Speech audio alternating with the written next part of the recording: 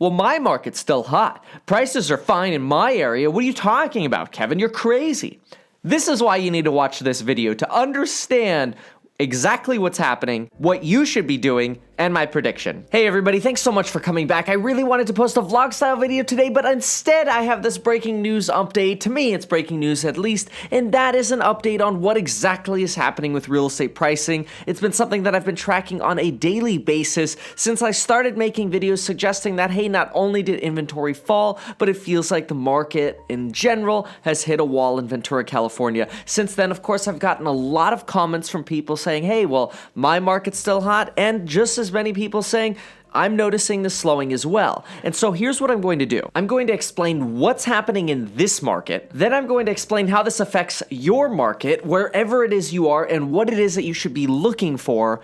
And last, I'm going to give you a little bit of what my prediction is based on all of the fundamentals that I've been tying together. Let's start with what's happening here. First of all, the real estate market felt like it hit a wall right as soon as May ended, which what's interesting about real estate is that when the market feels like it hits a wall in a certain month, we're really not going to start seeing that data take effect until about 30 to 60 days later. So when the market felt like it hit a wall here locally in May, we really didn't see the price changes and volume changes until June, July, which we're going to touch on right now. But know this, look, I know stats can be a little bit boring, so I'm going to try to draw some conclusions with you as I give you these numbers so that you have a little bit more perspective as to how I look at these things. We're going to put the numbers up on screen too, so if you're listening, take a look at this chart now. What you're going to see is I pulled the data on not only volume, but median housing prices. Always use the median. What we're seeing here is we saw last summer some pretty steady pricing. We saw pricing right around the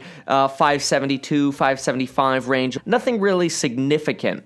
Then, of course, we saw a lot of excitement in the market at the beginning part of this year. And so we saw that affect pricing in May and June of this year when we started seeing median housing data suggest that pricing went up year over year, and quite a bit too, about $30,000 in May and about $40,000 in June. So that's why we see a lot of articles suggesting median housing data went up year over year. But what we started seeing then in July and August was a decline, and a significantly more than just a regular fluctuation, about a $22,000 decline from June to July, and then another $25,000 decline from July to the first week of August. Just pulled these numbers. Obviously, we don't have a full month of data for August yet, so we're really using the best data available right now. The point of all of this is not to extrapolate percentages and start suggesting that housing is plummeting. The point of this is to say, when you look at stats,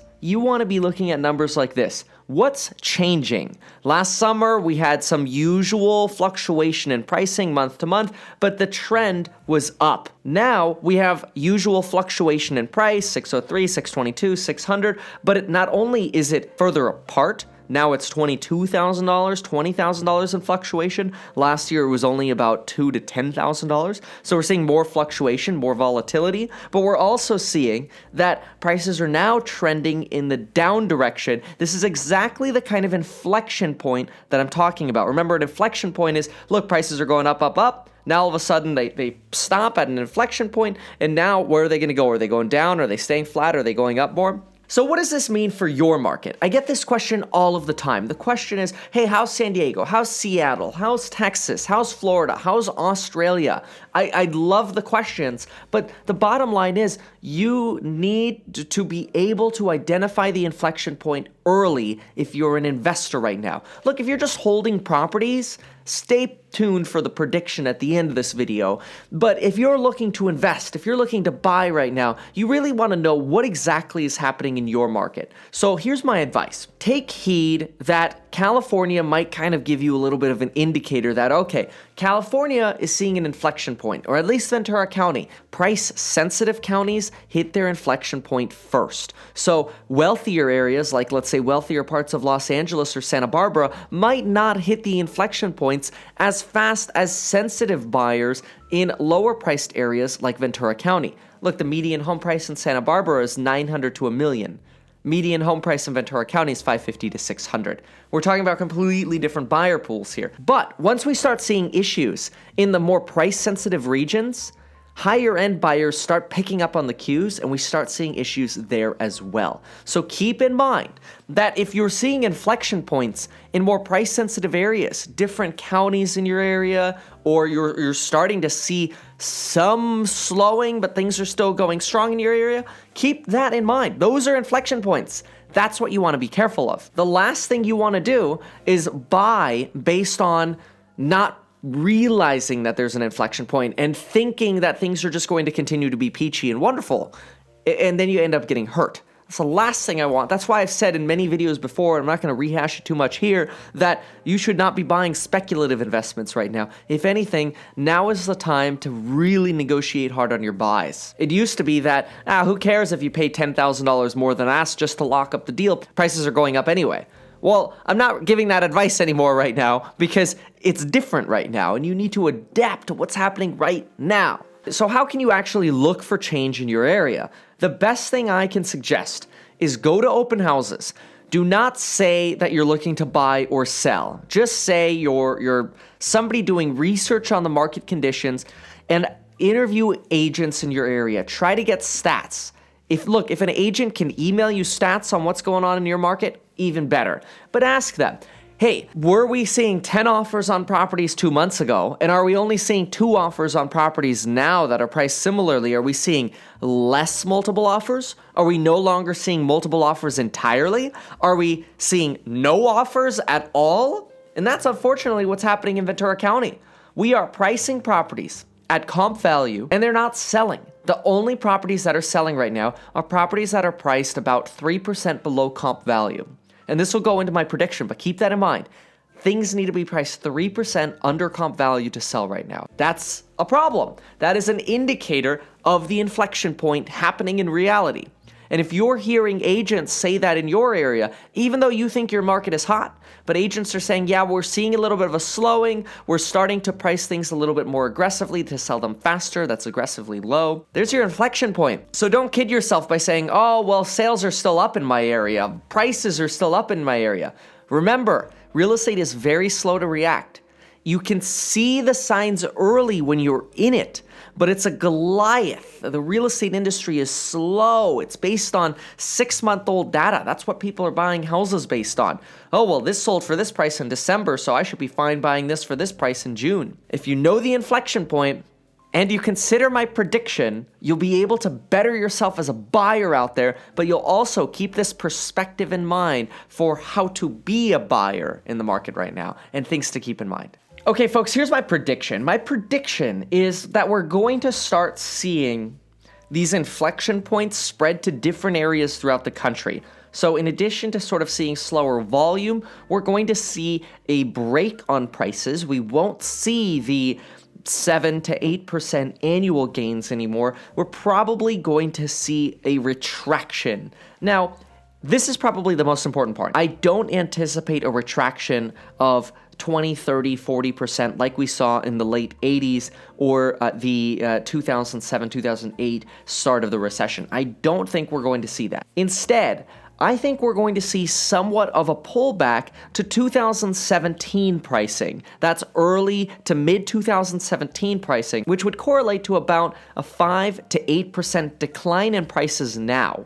Once we decline, we rather adjust to where interest rates have pushed us, because interest rates are driving this problem.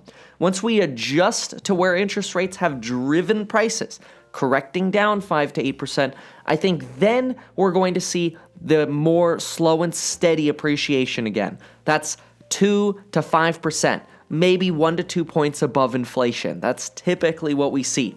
To see 8 to 10% gains year over year is not an expectation that we should continue to hold. So, and you might be wondering what was in the thumbnail? This is what I mean as far as what was in the thumbnail.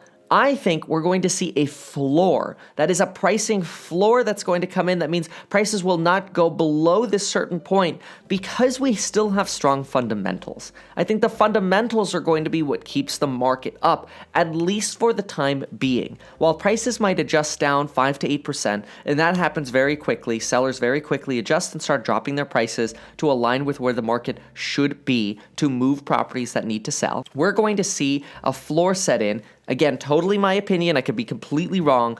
around a 5 to 8% decline, and then we'll see that slow and steady appreciation again, hopefully. But that slow and steady appreciation, I don't think will be that unrealistic 7 to 10% expectation anymore. I think we'll be closer to 1 to 3 points above inflation. So we might see increases in prices again after we sort of hit that floor of between 3 to 5%. Why do I think that floor is going to exist? I think that floor is going to exist because jobs are strong. Yeah, we've got tumult in terms of the trade war, but that will pass. So jobs are strong, the trade war will pass, and overall, the economy is doing very strongly and very well. That is why the Fed is raising rates in the first place, because they're seeing a strength happening and they don't want inflation to get out of hand.